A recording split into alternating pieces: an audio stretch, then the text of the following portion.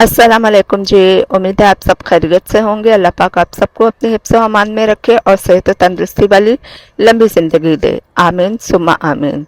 आप सब जानते हैं कि हमने व्हाट्सएप पर एक ग्रुप बना रखा है ज़ौजैन के नाम से, जो अपने बहन भाइयों को उनके रिश्तों के सिलसिले में मदद करता है। अगर अब तक आपने उस ग्रुप को ज्वाइन नहीं किया तो प्लीज़ आप उस ग्रुप को ज्वाइन करें।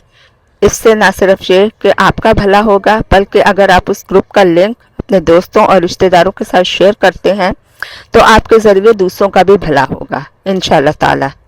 कल मैंने फेसबुक पर एक पोस्ट देखी जिसमें वो बच्ची बता रही थी कि हम किसी के घर मेहमान गए, दोपहर के खाने का वक्त हो गया, तो हमने कहा कि आपके बच्चे जो स्कूल गए हैं वो आ जाएं तो सब मिल के बैठ के खाना खाएंगे, तभी मज़ा आएगा। खैर हम उनके बच्चों का वेट करते रहे और थोड़ी ही देर में उनके बच्चे भी स्कूल से वापस आ गए। उनके माशाल्लाह 3 बच्चे थे, 2 बेटे और 1 बेटी। बेटे बड़े थे और बेटी छोटी थी, लेकिन तमाम बच्चे जो हैं वो 10 से 11 साल की उम्र के थे।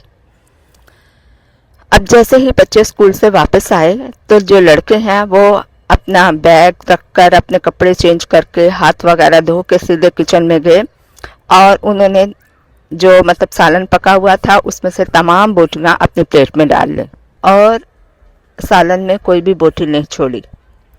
ये तो शुक्र है कि उनकी वालदा ने पहले डोंगे में सालन निकाल लिया हुआ था मेहमानों यानी हमारे सामने रखने के लिए।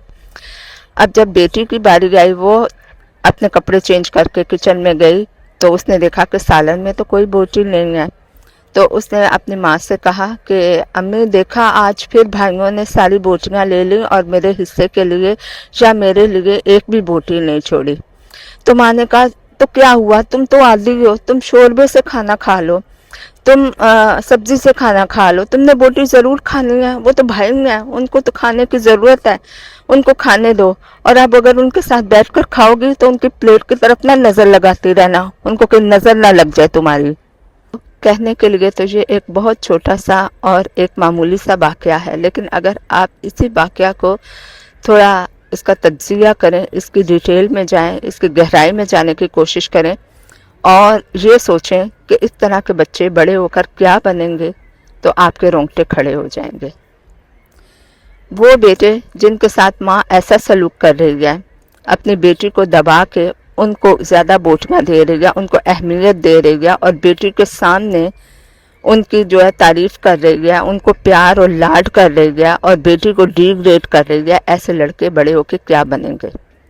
यही लड़के हैं जो बड़े होके मुश्किल किस्म के शौहर बनते हैं, जिनको बचपन से ही ऐसी ट्रीटमेंट मिलती है कि तुम अहम हो, तुम खास हो, हर चीज़ तुम्हारे लिए है, बाकी तमाम दुनिया हाथ बांध के तुम्हारे आगे खड़ी है और तुम्हारी माँ तुम्हारे लिए तुम्हारी पसंद की हर चीज़ हाजिर कर सकती है। अब वो बच्चे या वो लड़के यही सोच लेके बड़े हुए होते हैं, उनकी शादी होती है तो जो उनको बीवी मिलती है उससे भी वो यही तवक्कुआत रखते हैं कि वो एक बेजान पत्थर का बुत है, उसकी अपनी कोई पसंद नापसंद कुछ भी नहीं। मैं कहूँ बैठो तो वो बैठेगी, मैं कहूँ उठो तो वो उठेगी, मेरी मर्जी मैं काम करूँ या ना करूँ, घर का खर्चा कैसे चलाना है, कोई खा रहा है या नहीं खा रहा, मुझे अपनी प्लेट में हमेशा बोटियां चाहिए। इस तरह के बच्चे या इस तरह के लड़के बड़े होके इस तरह के शौहर बनते हैं।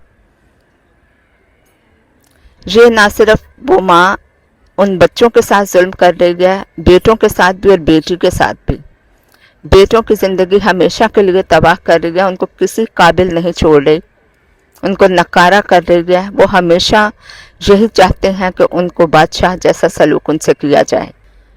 और जब बहू घर में आती है तो जैसा इस माँ ने अपनी बेटी से सलूक किया होता है, वैसा ही वो अपनी बहू से सलूक करती है और कहती है कि क्यों नहीं उसके सामने बिच जाती, क्यों नहीं उसकी बात मानती, क्या हुआ अगर उसने हाथ उठा लिया, कोई नहीं मार खा लो, कोई नहीं चुप करके रहो, कोई नहीं ये कर लो, कोई नहीं वो कर लो, जैसे वो कहता है वैसे कर लो, वो नहीं जाने देता तो ना जाओ, वो करने देता है तो कर लो।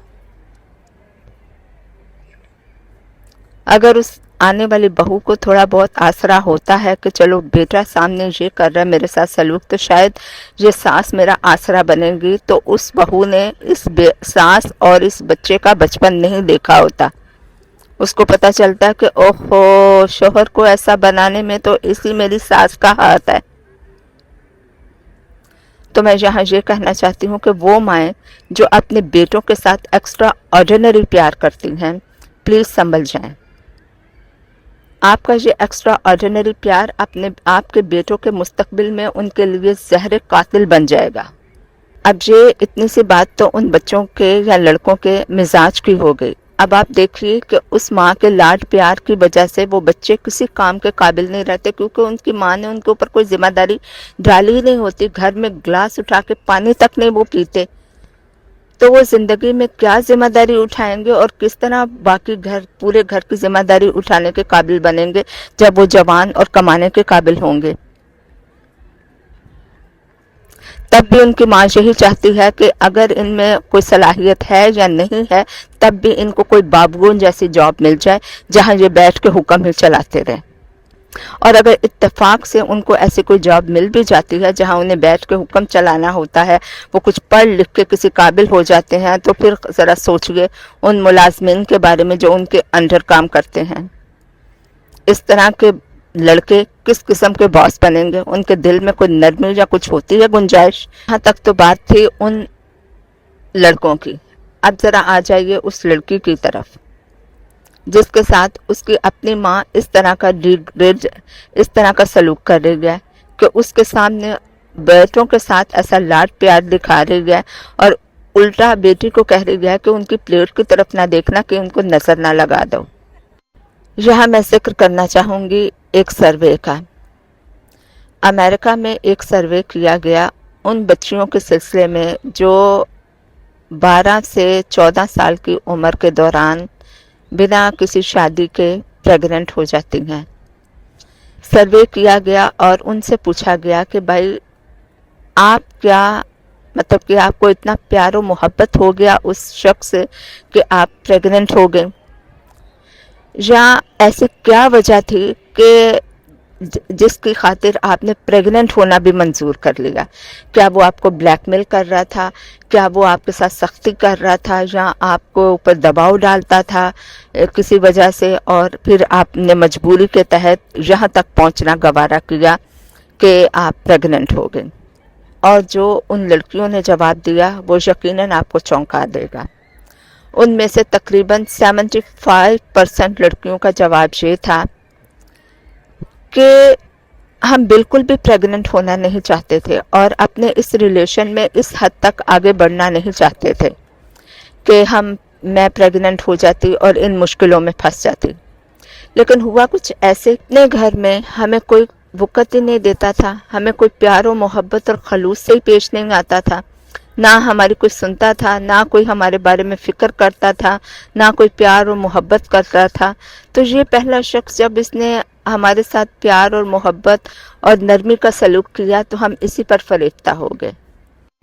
ہم نہیں چاہتے تھے کہ یہ شخص ہم سے دور ہو جائے، ہماری زندگی سے چلا جائے، جس نے ہمارے ساتھ پیار محبت سے بات کی ہے، ہمیں کوئی اہمیت دی ہے۔ تو یہ جیسے جیسے کہتا رہا ہم ویسے ویسے کرتے چلے گئے۔ اب یہ ریلیشن میں اس حد تک بڑھنا چاہتا تھا تو ہم صرف اس کو اپنے قریب رکھنے کے لیے خود بھی ریلیشن میں اس حد تک بڑھ گئے، حالانکہ ہم نہیں چاہتے تھے کہ ہم پریگننٹ ہوں۔ 75% لڑکیوں کا یہ جواب تھا۔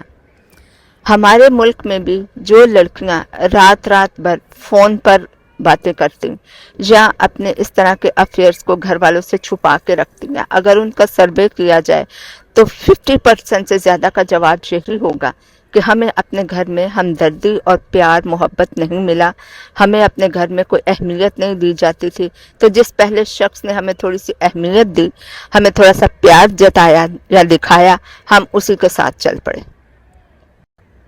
اب آ جائیے واپس اپنی اس سٹوری کی طرف جہاں ماں اپنی ہی بیٹی کو اپنے ہی بیٹوں کے سامنے ڈیگریڈ کر رہی ہے اور بیٹوں کو اہمیت دے رہی ہے اور بیٹی کو کہہ رہی ہے کہ تمہیں کیا، تم تو شوربے سے کھانا کھا لو۔ آج ماں نے یہ کہا ہے کہ شوربے سے کھانا کھا لو کیونکہ بچی چھوٹی ہے، کل کو ماں یہ کہے گی کہ تمہیں کیا، تم کیوں جائیداد میں حصہ مانگتی ہو، تمہارا کیا ہے، تمہیں اپنے گھر میں ہو، آرام سے رہو۔ اسی طرح کی مائیں अपने बेटों को ना जाने क्या क्या नाजायज़ तरीके से दिला के अपनी बेटियों के हक मार के अपनी बेटियों को खुद जहन्नम में धकेलती हैं। अगर उनकी शादी नहीं हुई होती तो वो इस तरह के अफेयर्स में फंस के सिर्फ इसलिए कि उस शख्स ने ज़रा प्यार और मोहब्बत जताया था, न जाने क्या क्या करना कबूल कर लेती हैं। मैं आपसे यही कहूँगी कि अगर आपको ये बुरा लगता है कि हमारे मुल्क में अदल व इंसाफ का माहौल नहीं, मजलूम को इंसाफ नहीं मिलता, जालिम की जो है उसकी रस्सी दराज किए चले जाते हैं और जालिम को खुली छूट दे दी जाती है, चाहे वो गाड़ी से लोगों को उड़ा दे, चाहे वो लोगों की टांगों के साथ बम बांध दे, चाहे वो मुल्क के मालो असबाब लूट के दूर चला जाए, कुछ भी कर ले, जालिम को छूट है और मजलूम की पकड़ है। तो क्या आपको ये बुरा नहीं लगता कि आप अपने ही घर में अपने बच्चों के साथ इस तरह की नाइंसाफियां करते हैं? जिसको ज़्यादा देते हैं वो उसके हक में भी कुछ अच्छा नहीं होता, और जिससे छीन कर लेते हैं उसके हक में भी कुछ अच्छा नहीं होता, और औलाद दोनों ही आपकी हैं। अगर आप चाहते हैं कि आपकी औलाद ज़िम्मेदार बने, समझदार बने, आने वाली ज़िंदगी में खुश रहे, तो उनके साथ इंसाफ करें और उन्हें इंसाफ करना सिखाएं। तो ये था हमारा आज का व्लॉग।